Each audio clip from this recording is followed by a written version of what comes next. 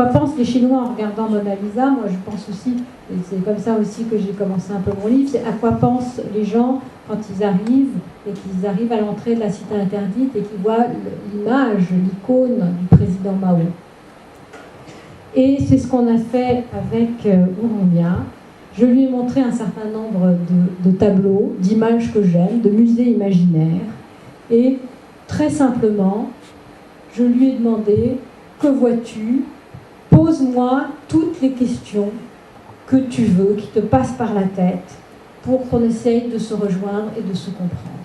Alors, la première question de Urumia, et qui est celle par laquelle le dialogue commence, qu'est-ce que c'est que ce Dieu qui arrive, qui fait une irruption dans l'histoire humaine pour la perturber, et en un sens pour transgresser la loi?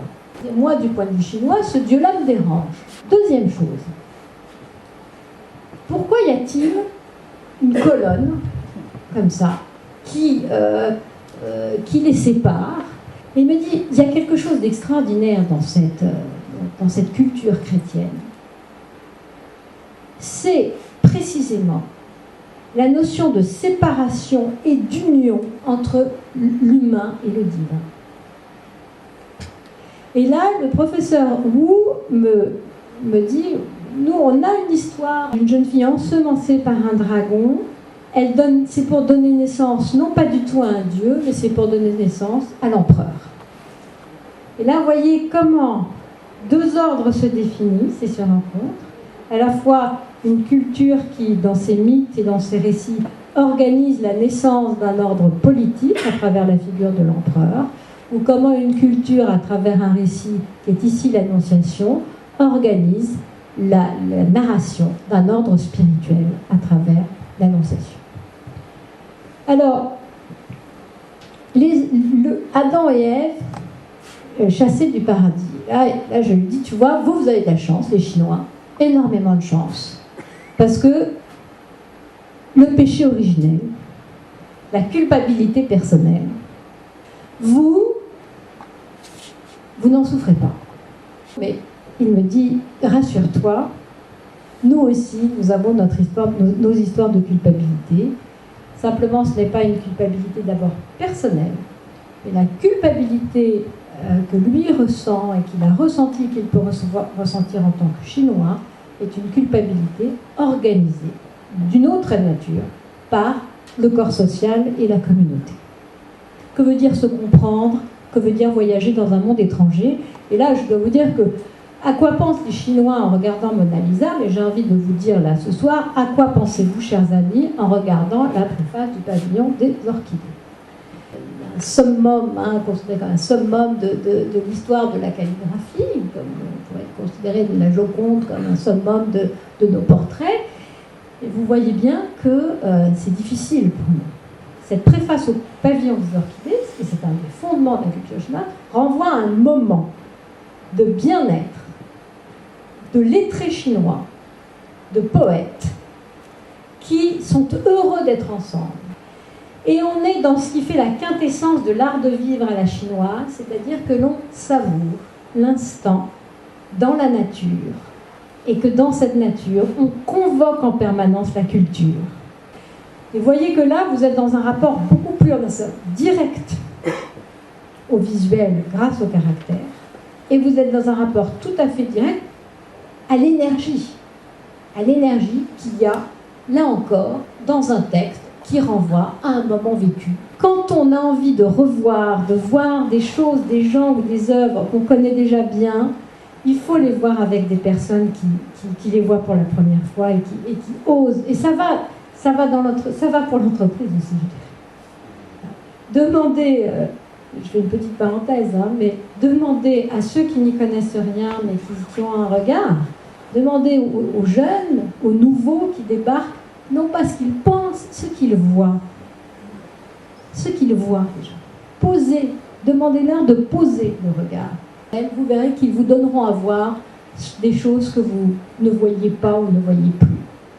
Je crois qu'aujourd'hui, la complexité du monde nous impose de nous poser au même moment et d'assumer au même moment, comme une tension intellectuelle féconde, la question de l'ordre de la communauté, d'une stabilité à laquelle tout le monde aspire, et en même temps du primat de l'individu, de sa folie, de sa transgression, etc. Et que les deux doivent être posés en même temps.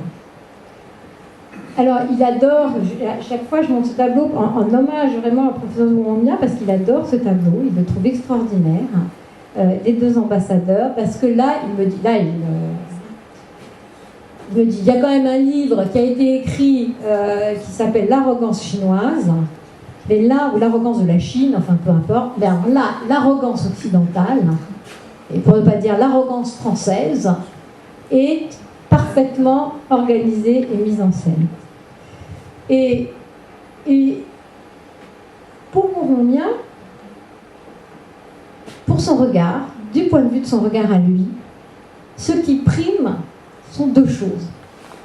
D'une part, effectivement, la mise en scène de ces deux individus, les deux ambassadeurs, dans une espèce d'assurance paisible, qui font qu'ils savent qui ils sont, ils savent où ils vont, ils ont le sentiment sans doute que le monde leur appartient, et que cette assurance et cette puissance s'organise visuellement par le partage des outils, des objets, de la science, de la technique, de la modélisation.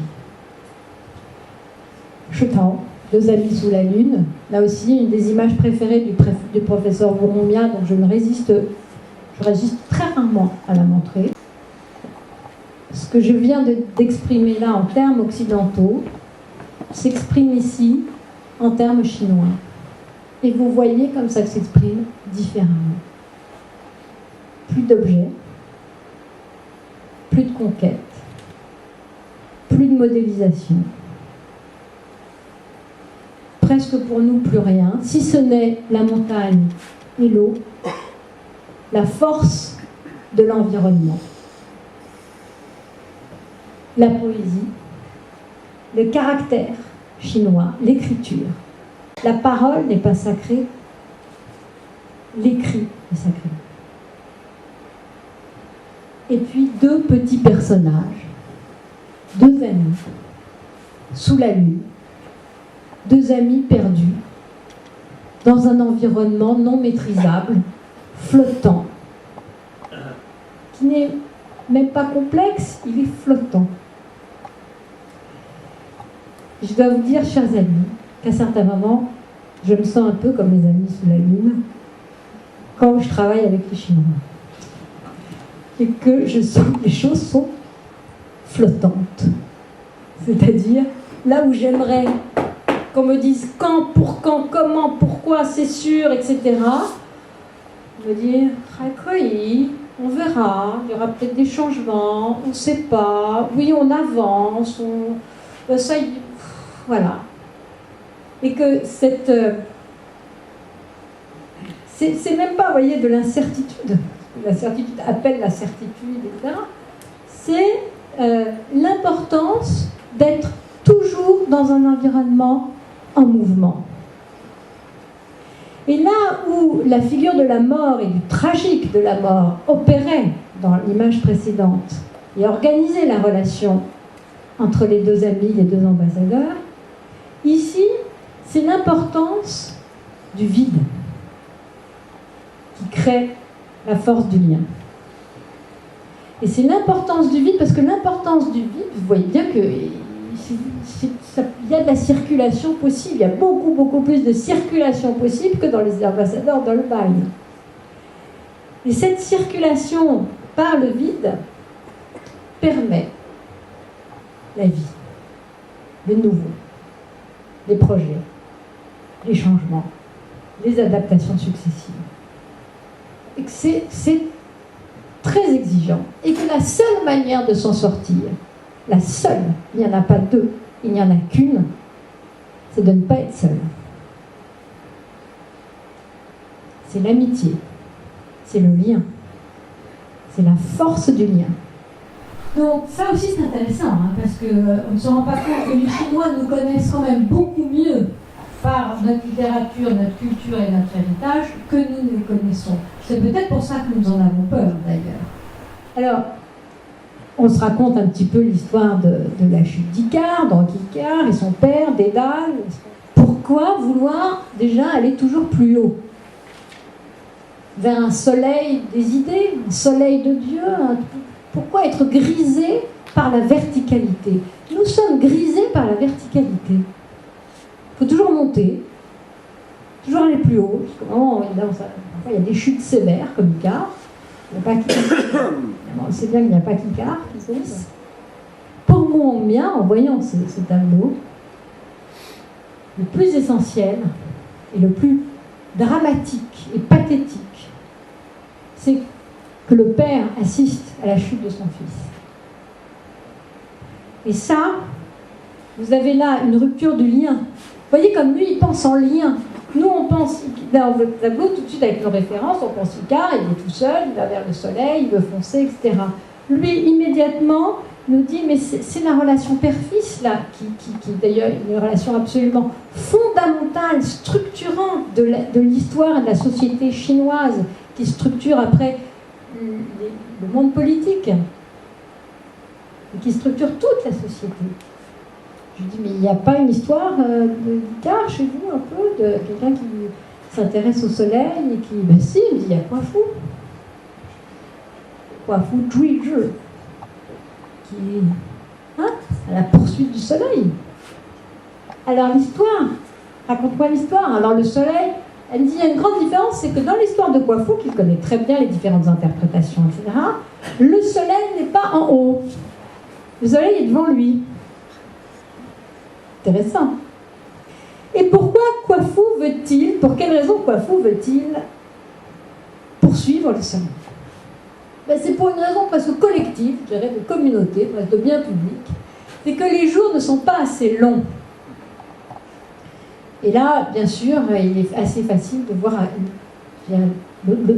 ce qu'on appelle comme raccourci, souvent le pragmatisme chinois, c'est-à-dire que le soleil est juste devant. Même si on n'arrive pas à l'obtenir, les choses sont devant moi, assez proches, je les vois, et c'est parce que aussi je les vois et qu'elles ne sont pas dans le ciel des idées ou le ciel de la transcendance, etc., que je peux me mettre en mouvement. Ça, c'est très fort, parce que c'est aussi la grande force du pragmatisme chinois, c'est-à-dire que les choses ne se jouent pas tant dans l'utopie que dans l'action. Alors, je lui ai montré aussi cette image que j'adore, la chute d'Icare. Et là, je lui ai demandé, mais en tant que Chinois, tu te verrais où, toi? Aujourd'hui, un Chinois, la Chine, c'est quoi? Le Chinois est où? Il est professeur d'université. Moi et mes compatriotes, je vais te dire où je pense que nous sommes.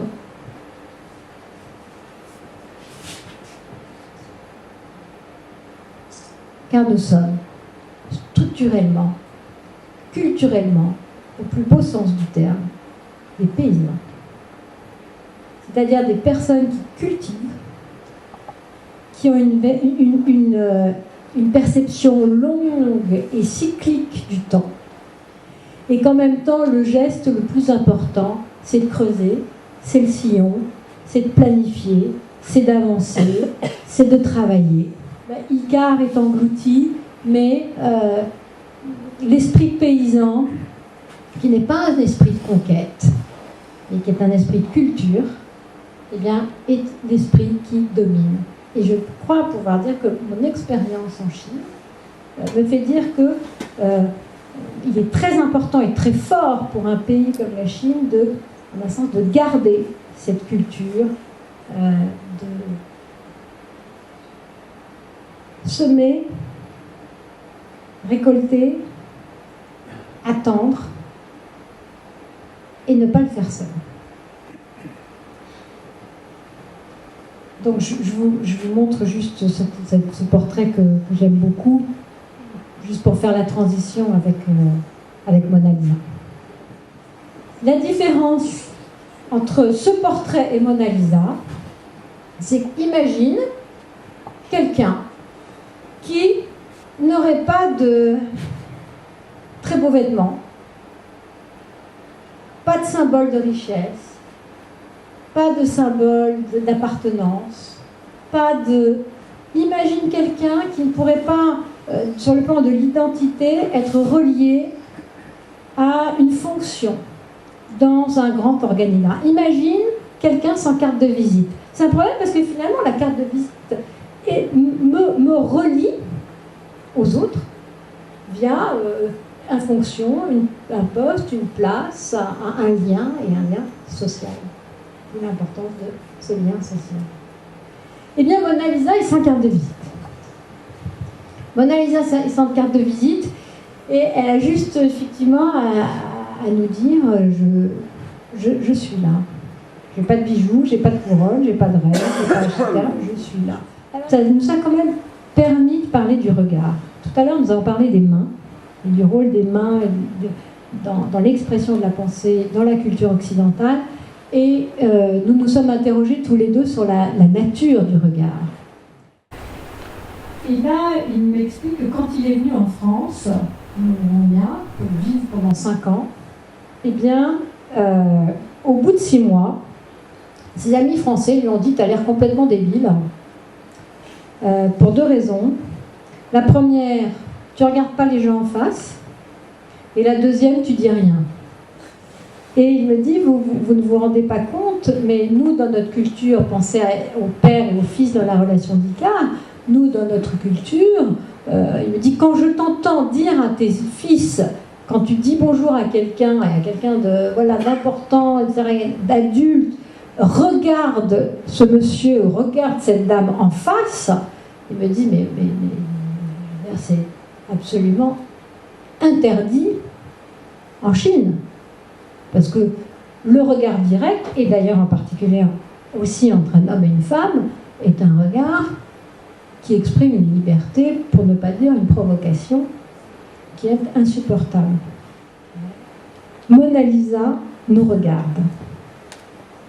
Et quand le professeur Bouromia va au Louvre, il me dit, mais finalement...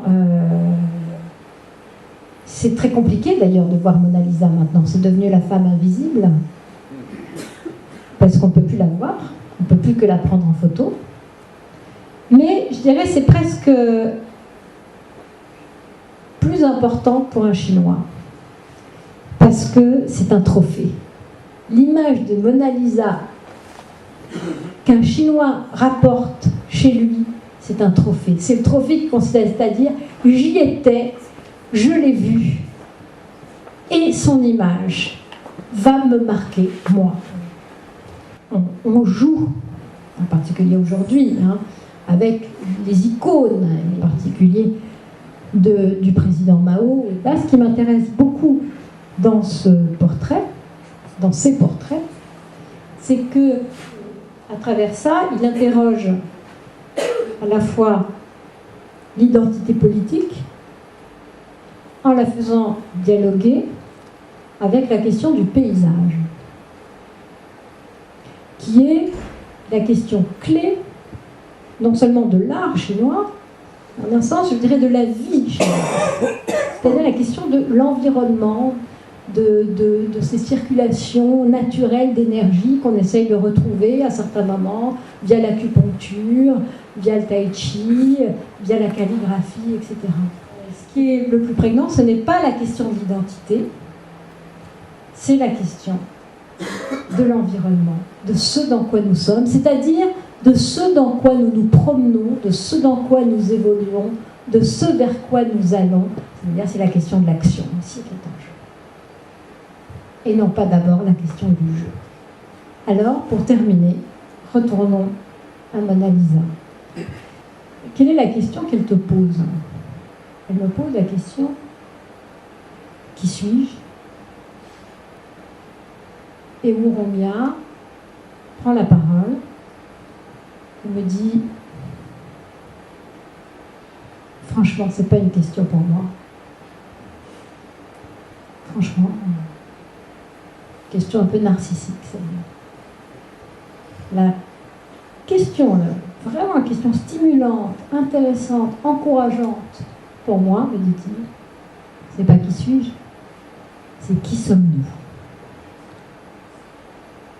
Merci de votre attention.